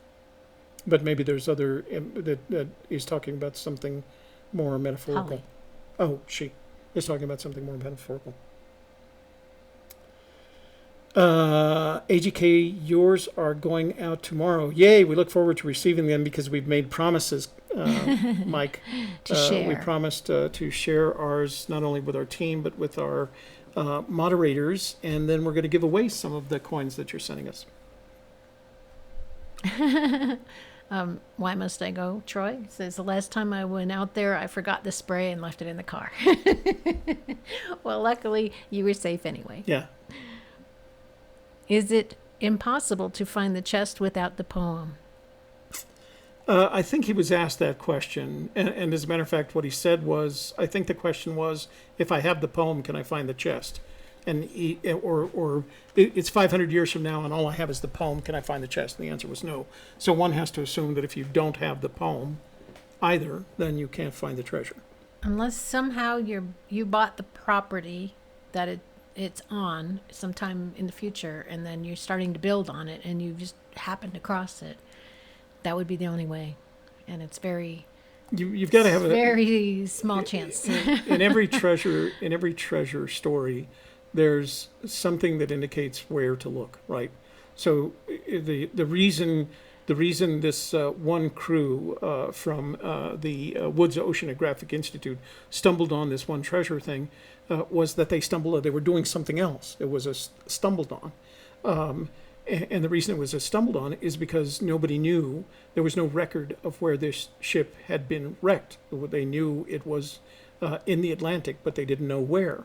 And so there was no place to start. There are people who have looked for it, tried to analyze the records, and the Spanish were very good at keeping these kinds of records. They knew it was some place between Colombia and Spain, but that covers a lot of territory, so they didn't know where to start. You've got to know where to look. So if you don't have the poem and you don't have anything else, I mean, if you don't know that it's, quote, in the Rocky Mountains, unquote, or that you don't know it's north of Santa Fe, I don't know how you spend the rest of your time, how you start looking for the treasure. At the same time, there is a possibility, because we know, he tells us, he hid it in the mountains north of Santa Fe. It could one day be stumbled upon just because there's a guy in a canyon, goes off to, I don't know, relieve himself, and ends up looking in a niche that's in a treasure. That could just as easily happen as anything else.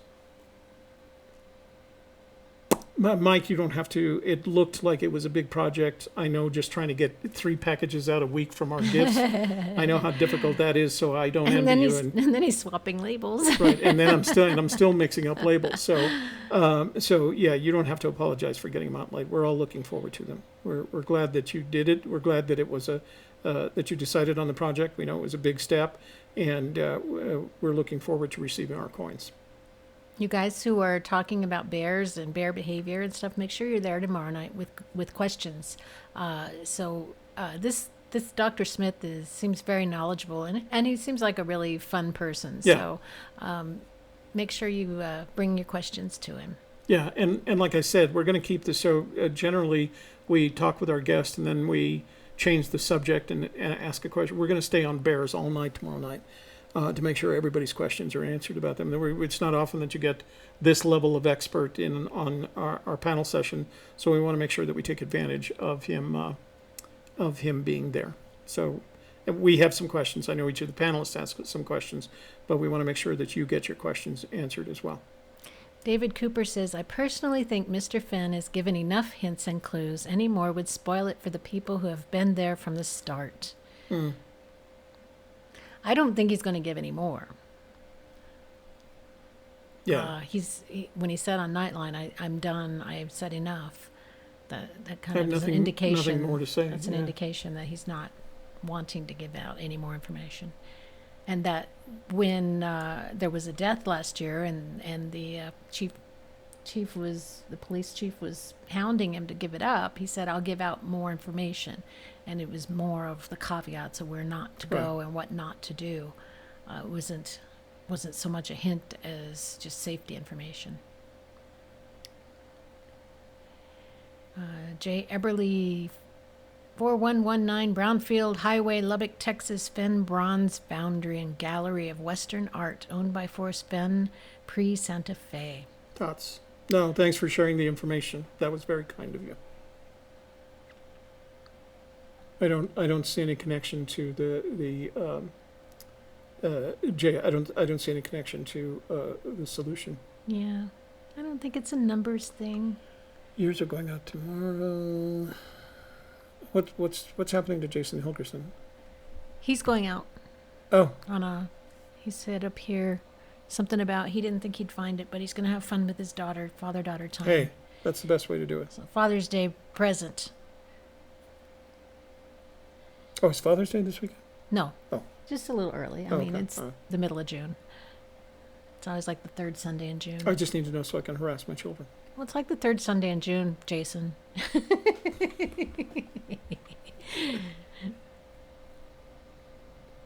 Mary Green, AGK can't wait for the bear show. I have black bear 20 miles from me. Never been bear here in 18 years. Yep. They do occasionally get into town. Gotta get over to the Walmart. Jono says, my solve has a map point for each clue, except the last one, which is on an exact route until you see the blaze. See, Jono, that's kind of how we feel it should be. Now, we've never worked our way down that far. We've got the first two, but we think that's a valid way to look at it. Okay, 3:00, and that we are at the bottom. All right, we're getting out of chat. 3:00. 3:02, Oh, actually. my goodness. Time flies when you're having fun with these guys. Oh, my goodness. Okay, so we're getting out of chat, guys, so we won't be able to see any more questions. Well, thank you all for hanging in with us for 2 hours. That's a marathon session, really. And that was a pretty good session. Wonderful amount of super chat today. We do really appreciate that. Thank you. And that's going to help our numbers go up on YouTube. And they always like us when we do well. Want to make Super our chat. audience happy, that's Yeah. right. Okay. So tell us what's happening the rest of the week. The rest of the week, tomorrow, well, of course, you've already seen today's show. Tomorrow, Wednesday, May 30th, we have our panel with bear expert Dr. Thomas Smith. And that'll be at 7:00 p.m. Mountain Daylight Time tomorrow. And then Thursday, we'll be live again, May 31st, for the book club at 1 p.m. Mountain Daylight Time. We're going to cover chapter 14. And we will have a video out on Friday, and that's going to be about the questionnaire. Refocusing, yeah. I was going to say a survey, questionnaire, and both words wanted to come out at once. So we'll be talking more about that on Friday in our video. This is the last week that I will have a recorded video on Thursday for my channel, The Softer Side, starting next week, June 7th. Next Thursday, right after book club.